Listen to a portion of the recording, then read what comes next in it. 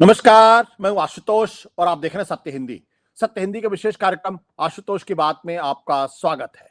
बातचीत शुरू करने के पहले एक छोटी सी अपील। सत्य हिंदी की कोशिश है ईमानदार, निडर और निर्भीक पत्रकारिता की।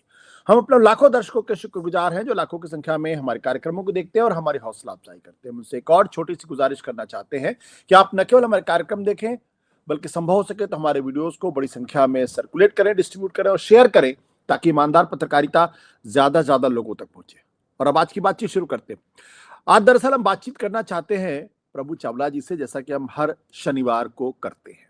न्यू इंडियन एक्सप्रेस के एडिटोरियल डायरेक्टर, साथ ही साथ देश में सबसे ज्यादा अनुभवी पत्रकार संपादक। दरअसल पिछला हफ्ता जो था वो दो तीन चीजों की वजह से बहुत ज्यादा कंट्रोवर्सी में था। एक तो ये कि क्रिसमस डे के दिन जिस तरीके से हंगामा मचाया गया, हिंसा की गई, और एक जगह नहीं बल्कि कई जगह पे हुई, उसकी वजह से कई सवाल खड़े हुए। लेकिन प्रधानमंत्री नरेंद्र मोदी को हमने देखा कि वो चर्च में गए, क्रिसमस डे के उत्सव में शामिल हुए वो, और शायद लंबे समय के बाद या शायद पहली बार मैंने उनको किसी चर्च में जाते हुए देखा और वहां पे लंबे समय तक रहते हुए भी देखा, वो भी ऑन द डे ऑफ 25 दिसंबर। इसके साथ साथ प्रधानमंत्री नरेंद्र मोदी एक जगह और दिखाई पड़े। वो जगह थी लखनऊ का प्रेरणा स्थल, राष्ट्र प्रेरणा स्थल, जहाँ पे श्यामा प्रसाद मुखर्जी, अटल बिहारी वाजपेयी, दीनदयाल उपाध्याय की मूर्तियां लगी, प्रतिमाएं लगी हुई हैं लखनऊ के अंदर। लेकिन इस हफ्ते जब हम प्रभु चावला जी से बात कर रहे हैं, उस हफ्ते पूरा साल खत्म हो रहा है, यानी अगली बार जब हम उनसे बातचीत करेंगे तो आएगा 2026, यानी 2025 वापस चला जाएगा और फिर शायद कभी वापस ना आए।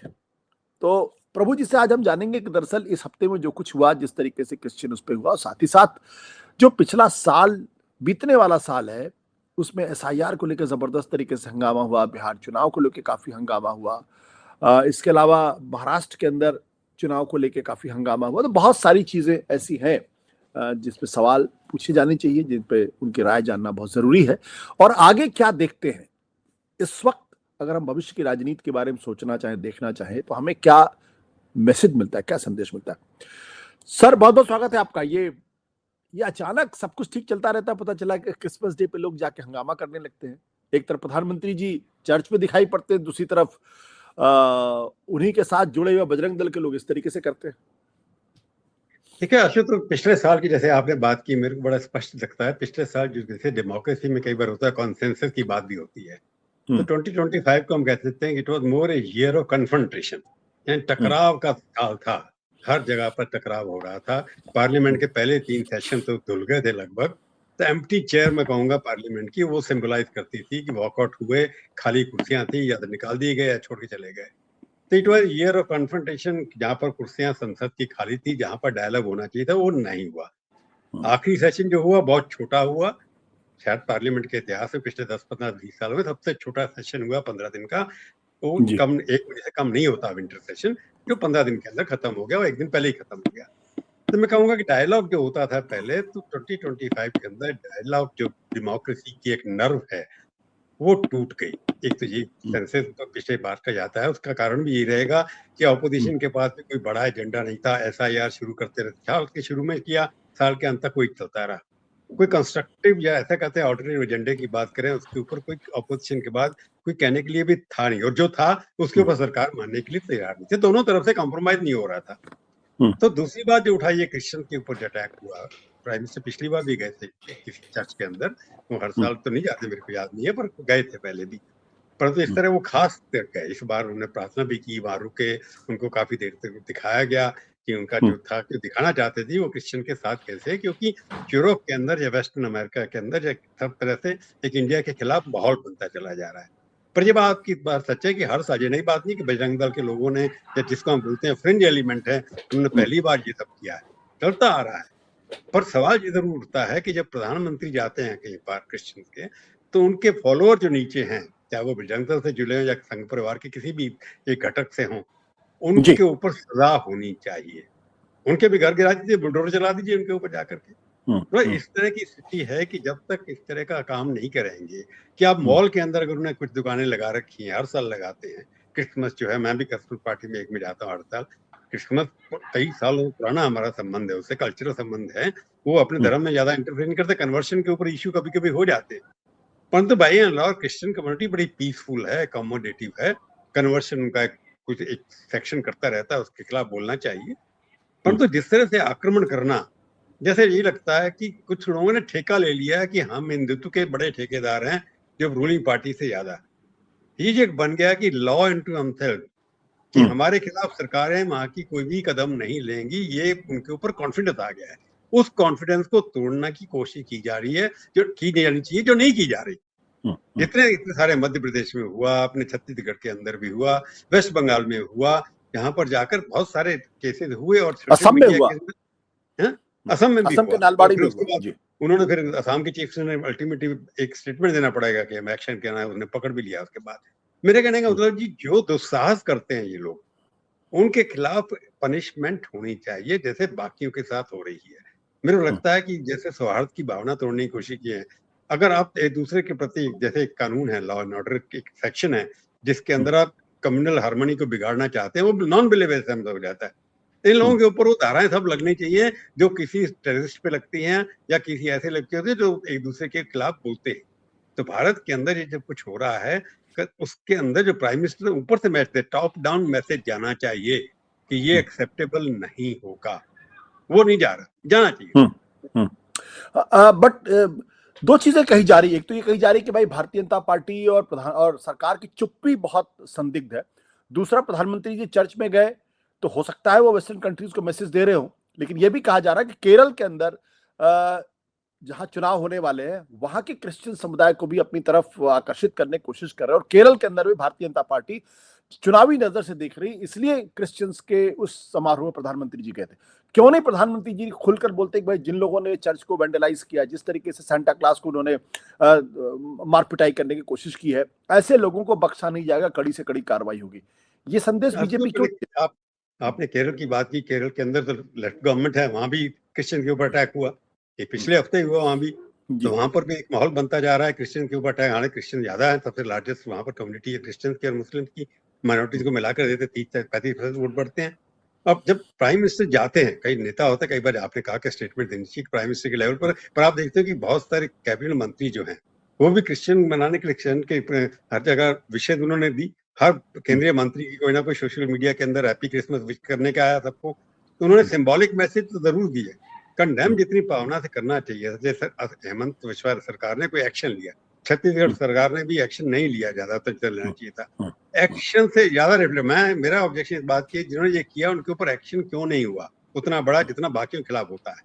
जो लॉ एंड ऑर्डर तोड़ते हैं बाकी कम्युनिटी के लोग, उनके खिलाफ जो भी होता है वो होना चाहिए। प्रधानमंत्री ने कई बार स्टेटमेंट दिए हैं, आप देखें अटैक नहीं होना चाहिए, पिछले साल भी दिया, इस बार नया नहीं दिया उन्होंने, पर देना चाहिए था ऐसा लगता है। पर प्रधानमंत्री हर बात पे, हर इंसिडेंट पे स्टेटमेंट देंगे तो प्रधानमंत्री स्टेटमेंट ही देते रहेंगे, पर एक्शन से रिफ्लेक्ट होना चाहिए। सरकारों को, जो प्रदेश की सरकारें हैं, उनके ऊपर एक सेक्शन जानी चाहिए कि कोई भी किसी भी क्रिश्चियन, मुस्लिम, सिख, ईसाई किसी के ऊपर ही आक्रमण हो, या हिंदुओं के ऊपर किसी का हो, उसके ऊपर तुरंत एक्शन होना चाहिए। एक पनिशमेंट ऐसी होनी चाहिए जैसे कानून के अंदर है।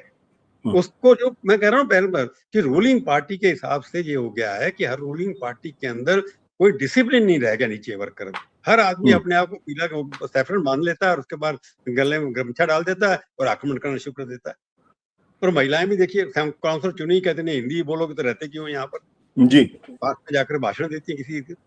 तो एक जो एरोगेंस ऑफ पावर आ गया नीचे के लेवल पर, वो ज्यादा खतरनाक है कि हर व्यक्ति अपने आप को पावर सेंटर मानने लगा है कि मैं अगर साधारण सा कार्य करता हूँ या मैं परिवार से जुड़ा हुआ हूँ, तो वहां का कोई मेरे को पुलिस वाला कोई एक्शन नहीं लेगा, कोई डीएम एक्शन नहीं लेगा, कोई भी कानून के अधिकारी मेरे खिलाफ एक्शन नहीं लेंगे। ये एक उनके ऊपर जो कॉन्फिडेंस आ रहा है उसको खत्म करना पड़ेगा। आप रूलिंग पार्टी में हैं तो आपकी जिम्मेवारी बनती है कि आप कानून का पालन बाकी उससे ज्यादा करें, और जो तोड़ रहा है उसको रोकें।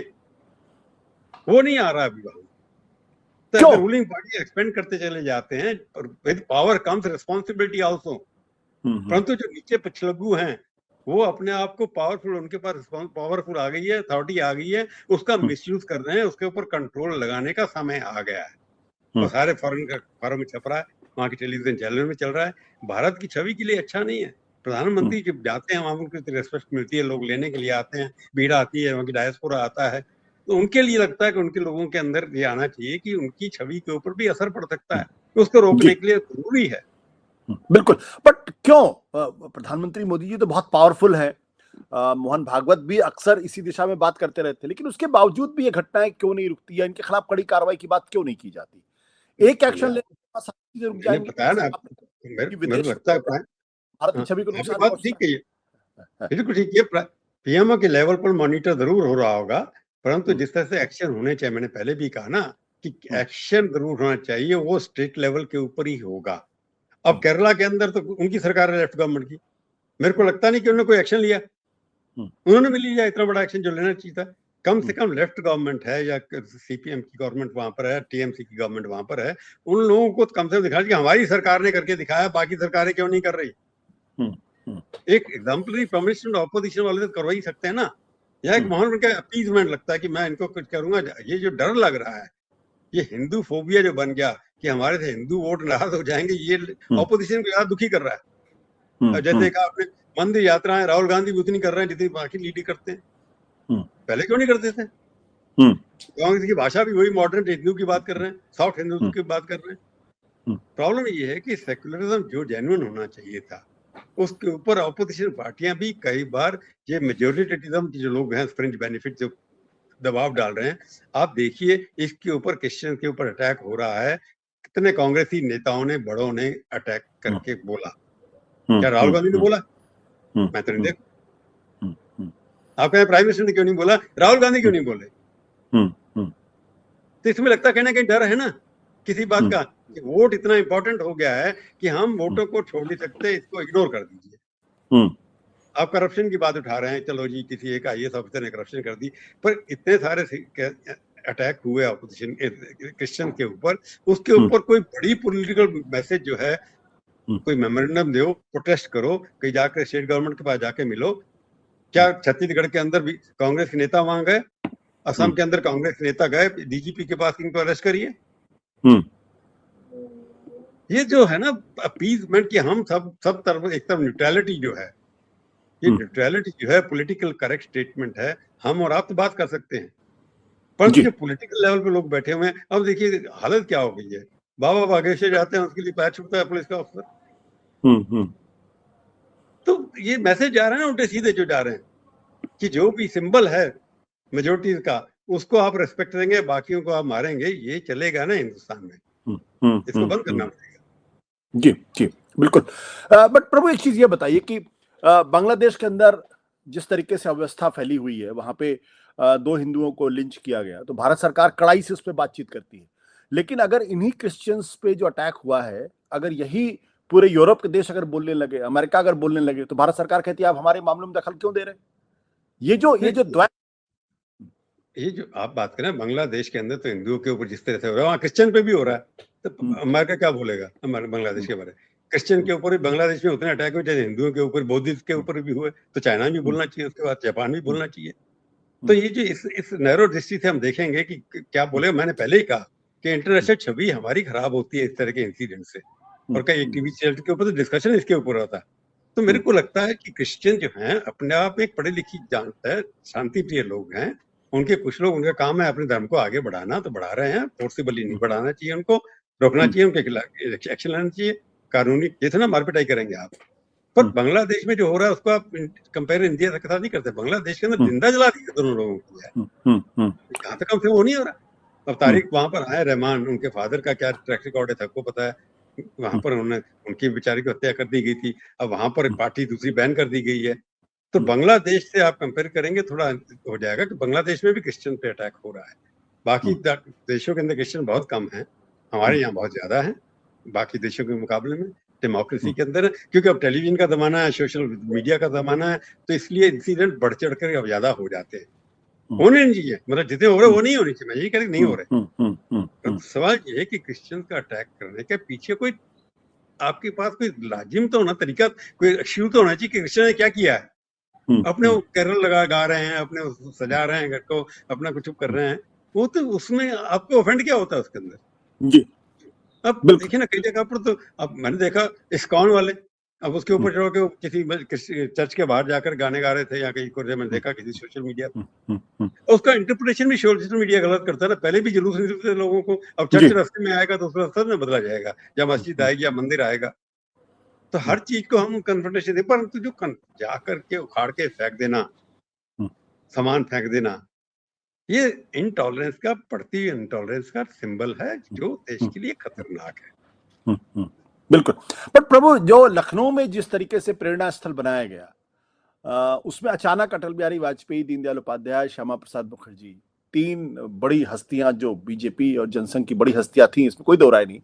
एक श्यामा प्रसाद मुखर्जी जिन्होंने जनसंघ का गठन किया, दीनदयाल उपाध्याय जिन्होंने इंटीग्रल ह्यूमनिज्म दिया, अटल बिहारी वाजपेयी जो पहले बीजेपी के प्राइम मिनिस्टर बने। लेकिन इसमें लाल किस अडवाणी की तस्वीर क्यों नहीं थी? उनकी भी तो मूर्ति हो सकती थी, उनकी भी प्रतिमा होनी चाहिए थी। लाल किस अडवाणी की जिंदा लोगों की ज्यादा करते नहीं है, कहीं भी नहीं किया, मेरे को लगता नहीं है कि आप लाल कृष्ण अडवाणी, जब अभी ये भगवान उनको लंबी उम्र दे, 97 साल के हुए हैं अभी, और लाल कृष्ण अडवाणी का सवाल उठाना तो जिंदा लोगों का कोई बनाता नहीं नॉर्म तक। अभी तक मेरे को जी हम वहाँ तमिलनाडु व साउथ वगैरह में होता है, पर नॉर्थ इंडिया में मैंने किसी जिंदा आदमी की, अब मायावती ने कितने स्टैचू बना दिए वहां पर, काशीराम जी के, देखिए जाकर के, आपने देखा करोड़ों रुपए खर्च किया।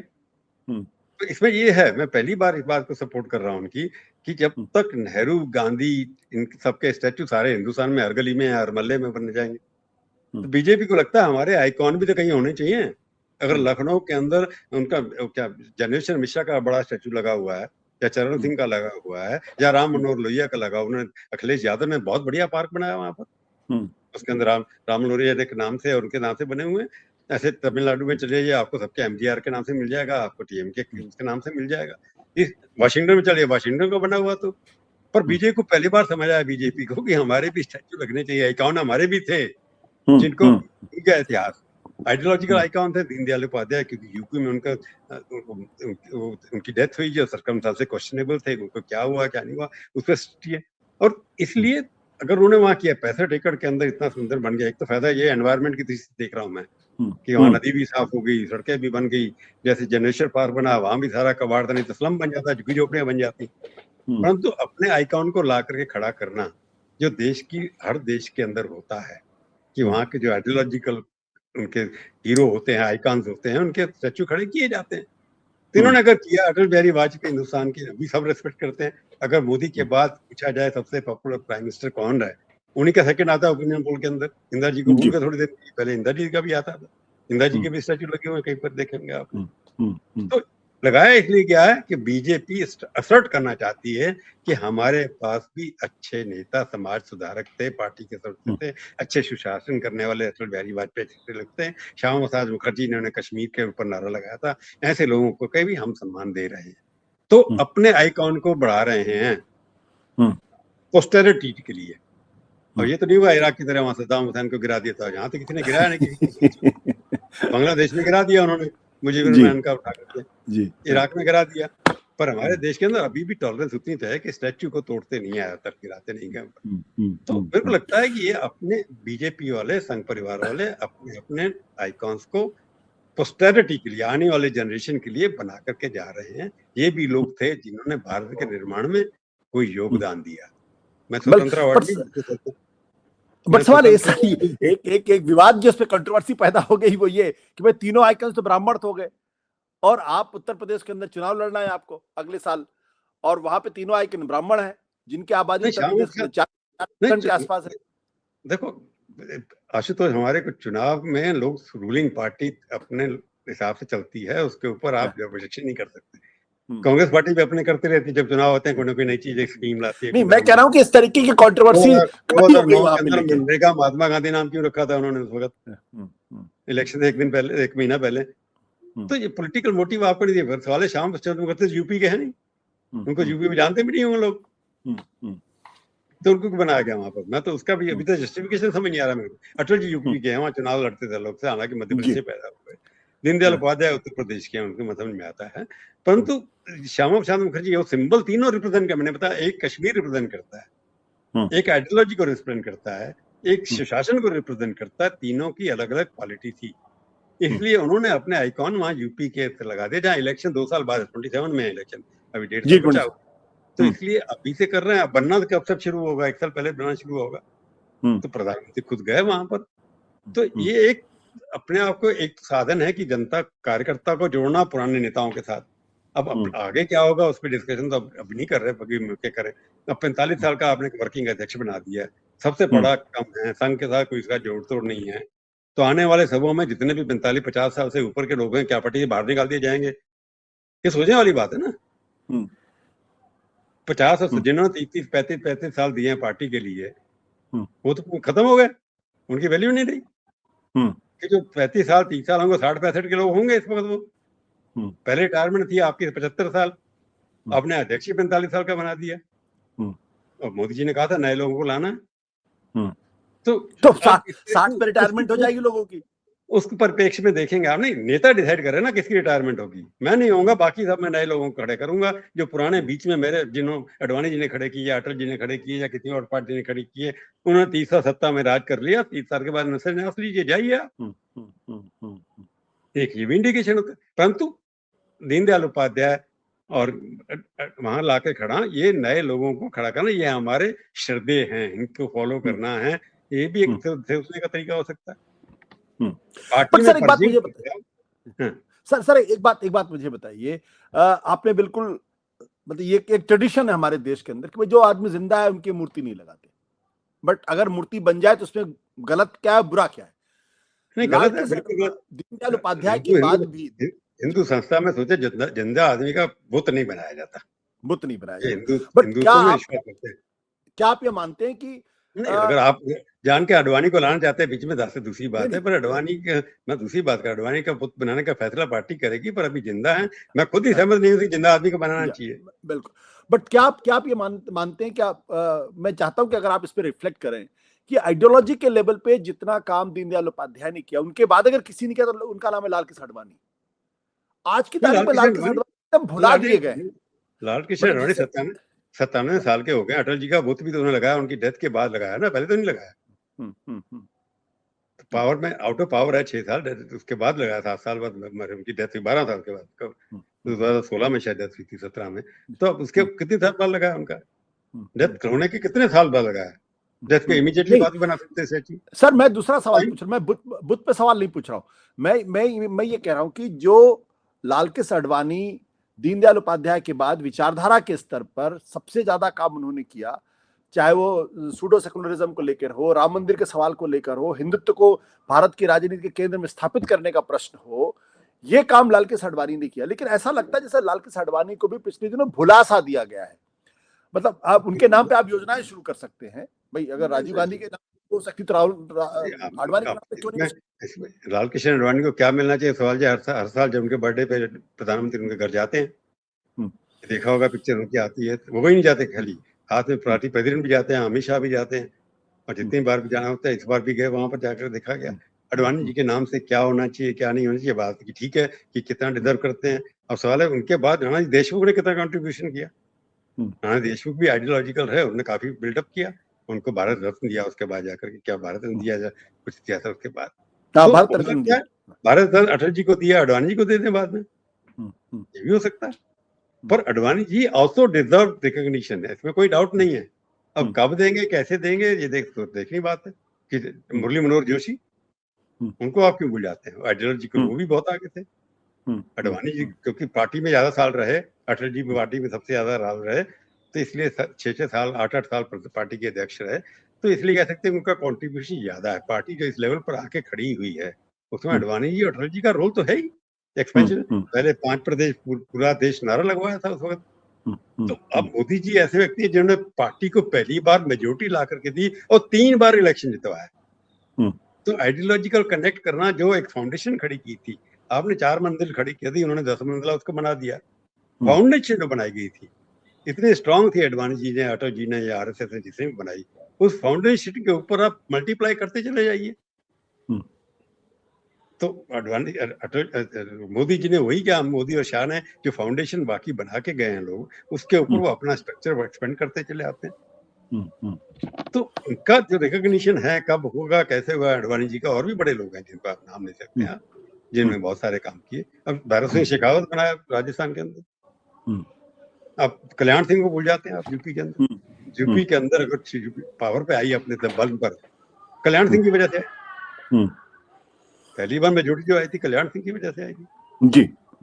तो इसलिए आइडियोलॉजिकल कंट्रीब्यूशन बहुत ज्यादा है लोगों का, काफी लोगों का है, परंतु किसको कहाँ देना है, कितना स्थान देना है, ये तो करंट लीडरशिप डिसाइड करेगी।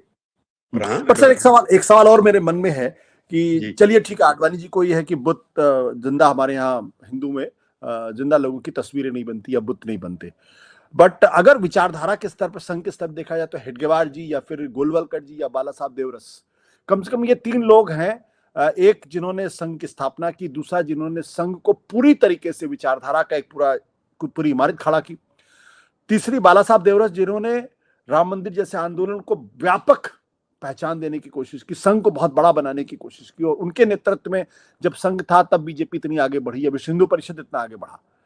इन तीनों को भी तो प्रतिमाएं बन सकती थी। नहीं, आरएसएस को आप अब बीजेपी सरकार से मत जोड़िए ना आप। आरएसएस के नाम पर बाबा तीन जिनके नाम लिए हैं, गुरु गोरख के नाम से, इनके नाम से कोई संस्था पिछले 11 साल में खड़ी नहीं की। पॉलिसी डिसीजन हो सकता है, सरकार की तरफ से नहीं करता है। डॉक्टर एडगोर के नाम से कोई यूनिवर्सिटी नहीं खुलेगी उन्होंने, और मेरे को लगता है बाबा गोलवलकर जी के नाम से भी प्राइवेट इंस्टीट्यूशन काफी सारी हैं उनके नाम से। इसलिए मेरे को लगता है कि इसके अंदर जो आपने सवाल उठाया, मैंने स्टडी नहीं की है, परंतु मेरे को लगता है ये पॉलिसी डिसीजन सरकार का होगा। जितने संघ के लोग हैं जो उनसे संचालक रहे हैं, उनके नाम से सरकारी नाम कोई न रखे, कि कल को और पार्टी आएगी बदल सकती है उसको, क्योंकि एकदम आरएसएस बिकम ए फाइट ना, सिंबल ऑफ फाइट है बिटवीन आरजेडी। बीजेपी के अटल जी के खिलाफ कैसे अटल जी का स्टैचू हटाएंगे, उल्टा रिएक्शन हो जाएगा। तो इसलिए मेरे को लगता है पॉलिसी लेवल पे कहीं डिसाइड हुआ कि आरएसएस के नाम से कहीं भी कुछ नहीं किया जाएगा। ये लोग जो जिनका नाम ले रहे हैं, ये लोग पार्टी के साथ जुड़े रहे हैं। श्यामा प्रसाद मुखर्जी तो पहले कैबिनेट में थे, सिवाय आप दीनदयाल जी को छोड़ करके बाकी अटल जी तो प्रधानमंत्री थे, तो उससे ऑब्जेक्शन कर ही नहीं सकते। अब इंदिरा गांधी के नाम से कितने सैकड़ों इंस्टीट्यूशन है, यूनिवर्सिटीज है। तो आपने संघ की बात की लगी है, संघ के नाम से शायद प्राइवेट इंस्टीट्यूशन बहुत सारी होंगी संघ के इनके लोगों के नाम से, वो भी नहीं है, मेरे को लगता है बहुत कम है। डॉक्टर एडगोर यूनिवर्सिटी मैंने देखी, कोई सुनी नहीं है अभी तक, सर्च करने से पता लग जाएगा। तो मेरे को लगता है ये पॉलिसी डिसीजन कहीं होगा। संघ के लोग भी अपने लोगों को इस तरह से प्रचार शाखाओं में करते हैं, वहां उनके चित्र लगे मिलेंगे, कैलेंडर मिलेंगे, आपको फोटो लगी मिलेगी हर जगह, संघ चालक की हर जगह। पर उस तरह नहीं है जैसे राष्ट्रपति के पीछे पिक्चर लगी होती है हर कार्यालय में। आप संघ का कोई अधिकारी जहां भी जाएंगे, हर कार्यालय में संघ के अधिकारी के अंदर पीछे दीवार पे इनकी फोटो लगी नहीं मिलेगी आपको। कभी कभी मिल जाए गुरु जी की पिक्चर, गुरु जी की पिक्चर मिल जाती है, कई को डॉक्टर एडगोर की मिल जाती है।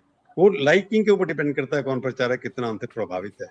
परंतु मेरे को लगता है, जितना मैं संघ को जानता हूँ, संघ के अधिकारी एनकरेज नहीं करते किसी को कि आप व्यक्ति को इंपॉर्टेंस दें, विचारधारा को दें। बिल्कुल। आखिरी सवाल सर, अब 2026 में राजनीति आप कैसे पैन आउट होते हुए देख रहे हैं, और संघ और बीजेपी के बीच के रिश्ते को भी?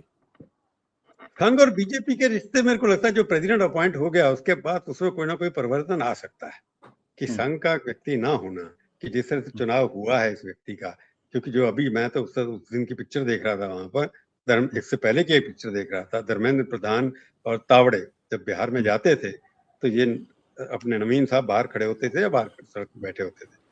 अब वो जब दिल्ली में आए तो ये खड़े हुए थे, वो बैठे हुए थे। तो परिवर्तन बहुत बड़ा हुआ है, कि इतना पिछले 20 सालों के अंदर इतना बड़ा परिवर्तन नहीं हुआ। जब नितिन गडकरी भी आए थे, वो वहाँ स्टेट में मिनिस्टर भी थे, बड़े उन्हें सेंटर में उनको जिम्मेवारी भी दे रखी थी, आरएसएस की जिम्मेवारी थी, वहां से मिलकर गया। अब जो सुनने में आया है कि 4 लोगों के जो शॉर्ट लिस्ट हुए थे, जो जर्नलिस्ट भी डिस्कस करते रहते हैं हम लोग, शिवराज चौहान होंगे, खट्टर साहब होंगे, सुनील बांसल होंगे, या धर्मेंद्र प्रधान होंगे, या भूपेंद्र यादव होंगे, उनमें से किसी को नहीं लिया। फिर कहा गया कि नहीं, हमें कोई यंग लोगों की लिस्ट चाहिए, 35-36 लोगों के नाम इकट्ठे किए गए, उसमें से मोदी ने 4 लोगों से सजेस्ट किया, और संघ से पूछा कि नहीं किए, पूछा। मेरे को लगता है संघ ने इसके अंदर इंटरफेयर किया नहीं होगा, उनको नाम बता दिया होगा, उन्होंने कहा जी आपका फैसला करना है, जो करना है कर लीजिए, आपको हमारी इसमें सहमति नहीं है, ऐसा इंडिकेशन जरूर उन्होंने दिया होगा। मेरे पास कोई इंफॉर्मेशन नहीं है। आगे जाकर के अब जैसे मोदी ने उनको अपॉइंट किया है कि संघ का स्वयंसेवक पहली बार पार्टी का अध्यक्ष नहीं बना, तो संघ के स्वयंसेवक जो पार्टी के अंदर 90% हैं और 70% एमएलए और एमपी हैं, वो उनको उतनी रिस्पेक्ट देंगे कि नहीं देंगे जितनी संघ का स्वयंसेवक को देते, अगर उनसे जूनियर भी होता। जैसे नड्डा साहब बहुत जूनियर थे कई लोगों से, पर संघ के प्रचारक रहे, संघ के काम किया, संघ के साथ जुड़े रहे, विद्यार्थी में रहे, तो उनके अंदर संघ का मूल कल्चर, ये जो नवीन है इनके फादर थ्रू जनसंघ के साथ थे, संघ के परिवार के साथ थे, परंतु ये तो कभी गए नहीं। ये मैं गाँव में जहाँ रहता हूँ, वहां पर छतरपुर में, वहां पर जो स्कूल है, जंगल था उस वक्त, वहां पढ़ते थे ये, उस स्कूल के अंदर, CSKM स्कूल के अंदर पढ़ के गए वहां। तो ये तो अब हमसे कम पढ़े लिखे, मतलब चॉइस से भाई अच्छे मिनिस्टर होंगे, मैं उनकी काबिलियत पे कोई भी नहीं कह रहा, पर संघ का ना होना, ज्यादा पढ़ा लिखा ना होना, किस लिए उनको चुना गया, इसलिए कि बिहार में चुनाव हो गया, इसका असर कहाँ?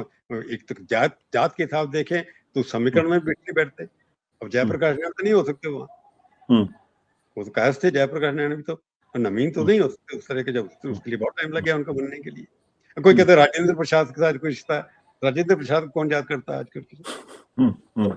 26 के अंदर बीजेपी के अंदर डेफिनेटली डिफरेंट कल्चरल चेंजेस, उसके अंदर सोशियोलॉजी होगी, इंजीनियरिंग होगी। आपको लगेगा कि जैसे अभी 70-80 प्रचारक RSS के काम कर रहे हैं बीजेपी के अंदर, उनकी संख्या कम होगी, ऐसा मेरे को लगता है। और पावर सेंटर जो है बीजेपी के अंदर, फैसला लेने का अभी जो अधिकार होता है, वो संगठन मंत्री होता है हर प्रदेश में, हर जिले में, वो RSS का होता है। तो ऊपर से अगर शुरू किया गया तो मेरे को लगता है जो नए लोग आ गए हैं, जिनको आप पढ़े लिखे कह सकते हैं, ये आ रहे हैं, उन लोगों को धीरे धीरे संघ से जुड़े हुए लोगों का वहां से विड्रॉल करेगी RSS, और बीजेपी पे जो नीचे से ऊपर आ रहे हैं उनको वहां चीजें मिलेगी, यानी कि नॉन संघ मुक्त बीजेपी बनने की तरफ बढ़ रहा है। संघ मुक्त बीजेपी, आपने बहुत बड़ा स्टेटमेंट दिया है। अगर ऐसा होता है तो फिर मुझे सवाल पूछना पड़ेगा, अगर ऐसा होता है तो ये इसका क्या असर पड़ेगा बीजेपी की अपनी पॉलिटिक्स में? क्योंकि लोग कहते हैं बिना संघ, बीजेपी की, मैं तो नड्डा जी को करता हूँ, संघ जो है बीजेपी अब अपने आप सेल्फ रिलायंट है, स्वावलंबी है, स्टेटमेंट दिया उन्होंने। तो जब ये फैसला लिया गया, 16 करोड़ सदस्य हैं उसके अंदर, उसमें संघ के लोग तो कम ही होंगे ना, और MLA भी 20, 25, 30% ऐसे हैं जो कांग्रेस होंगे, दूसरी पार्टी छोड़ करके आए हैं, मंत्री भी 20% ऐसे हैं जो कभी संघ में गए नहीं। तो उस तरह से शुरुआत हो चुकी है। अब उनको चाहिए जो परफॉर्मेंस ड्रिवन है, कि कौन परफॉर्मेंस दिला सकता है, उसके ऊपर बेस करता है, कितनी लॉयल्टी है, उसके ऊपर डिपेंड करता है। तो अब पार्टी, नई पार्टी, जैसे इंदिरा आई उन्होंने अपनी पार्टी बनाई, राजीव गांधी आए उन्होंने अपनी पार्टी बनाई, अडवाणी और अटल जी अपने सबको लेके चल रहे थे, अमित शाह और मोदी आए, उन्होंने पार्टी नई नई बनानी शुरू की, नए लोग लेकर के आए, जिस तरह के मंत्री उनकी कैबिनेट में हैं, उस तरह के मंत्री कभी अटल जी ने नहीं रखे, उन्होंने बीजेपी के कोर लोग रखे, इनके यहाँ तो सारे ब्यूरोक्रेट रख लिए गए इन्होंने। तो परिवर्तन तो ऑलरेडी हो चुका है, तो संघ के लोग कम होते चले जाएंगे, बाकी लोग ज्यादा आते रहेंगे। एक आप कह सकते हैं कि सेकुलर लोग ज्यादा आ जाएंगे, पढ़े लिखे लोग ज्यादा आएंगे।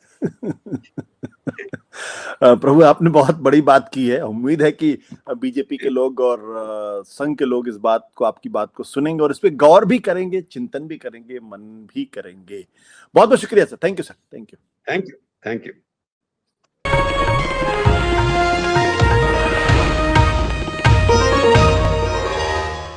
Copyright disclaimer under Section 107 of the Copyright Act 1976. Allowance is made for fair use for purposes such as criticism, comment, news reporting, scholarship, and research. Fair use is a use permitted by copyright statute that might otherwise be infringing.